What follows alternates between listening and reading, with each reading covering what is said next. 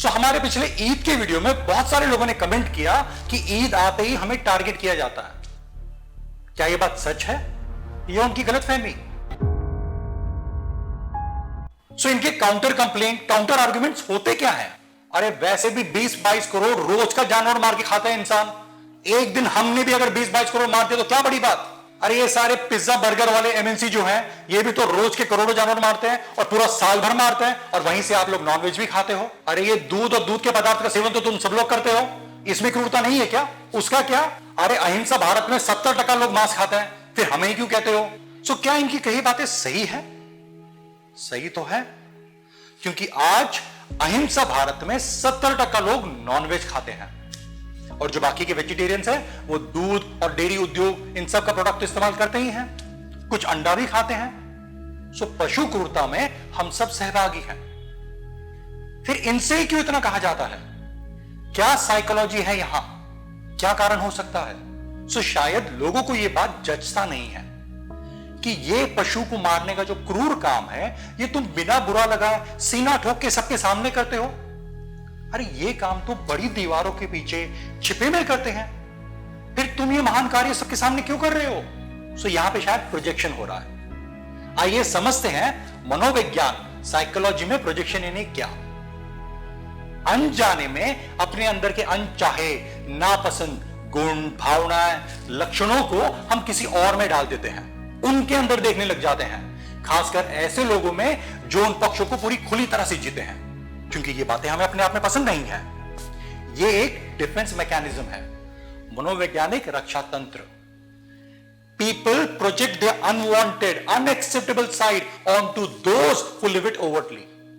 This is a defence mechanism. ये एक escape mechanism है, क्योंकि ये सारी बातें हम अपने आप में देखना नहीं चाहते, हम इसे भागना चाहते हैं, क्योंकि अगर हम इसे अपने आप में देख लेंगे तो हमें इसकी जिम्मेदारी लेनी पड़ेगी और बदलना पड़ेगा।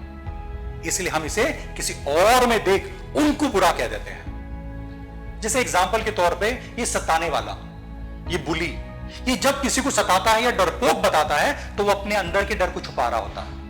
जब वो किसी और को नीचा बताता है या कहता है कि तू नीचा है, तू कमजोर है, तो वो अपने खुद के आत्मसम्मान में जो कमियां हैं उसको छुपा रहा होता है। वैसे ही शायद यहां हो रहा है। लोगों को कहीं ना कहीं दिल में पता है कि जो करोड़ों जानवरों को हर साल मारा जा रहा है, हम जो ये खा रहे हैं जीव को मार के, ये गलत है, ये बुरा है, उनको कहीं ये पसंद नहीं आता, पर इसको कैसे मैनेज करें, क्योंकि हम रोज खा रहे हैं। जैसी बकरी ईद आता है, शायद लोग ये पूरा उन पे डाल देते हैं और कहते हैं कि तुम बुरे, मैं अच्छा, मैं बच गया। और यहां पर हम ये साइकोलॉजी भी देखेंगे कि कुर्बानी फर्ज न होते हुए, मैंडेटरी न होते हुए भी क्यों लोग लड़ पड़ते हैं इसे करने के लिए, क्यों इनके लीडर्स गलत बताते हैं कि ये मैंडेटरी है।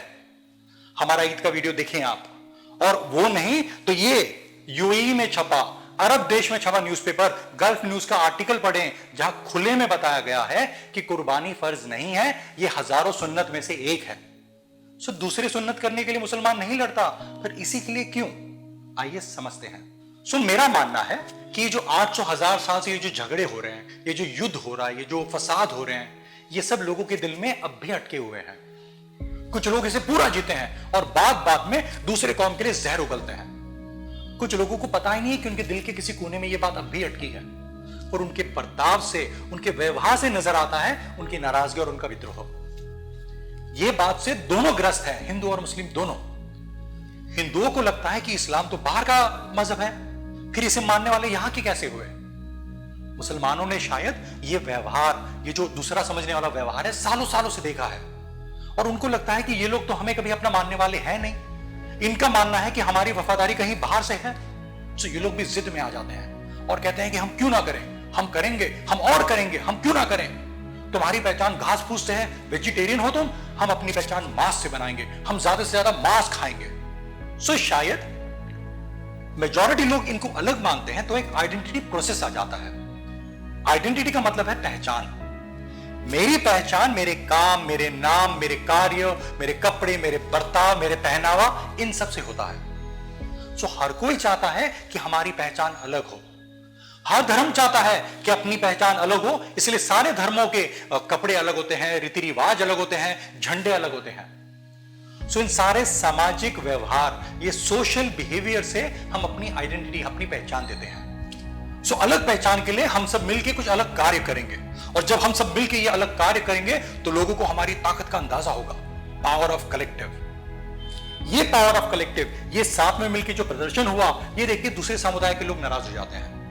फिर वो भी कहते हैं चलो हम भी अपना पावर ऑफ कलेक्टिव दिखाएं, फिर वो भी आके कुछ करते हैं, और ये सिलसिला चलते रहता है। जब भी पब्लिक प्लेसेस में, सार्वजनिक स्थानों पे धार्मिक या मजहबी रस्मों रिवाज आ जाते हैं तो ये पावर डिस्प्ले शुरू हो गया है। और ये मैं किसी एक धर्म के बारे में नहीं कह रहा, सारे धर्म और मजहब ये करते हैं। दुख की बात यह है कि इस सारे पावर प्ले में इन जानवरों का शोषण बहुत ही जायज और जरूरी हो जाता है।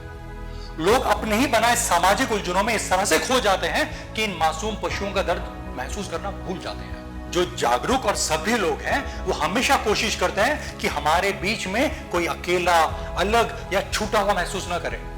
हमारी वजह से कोई भी अपने आप को छोटा महसूस ना करे, किसी को हम बुरा बुला ना कहे, हम हर किसी का आदर करें, अपने साथ में लेके चलें।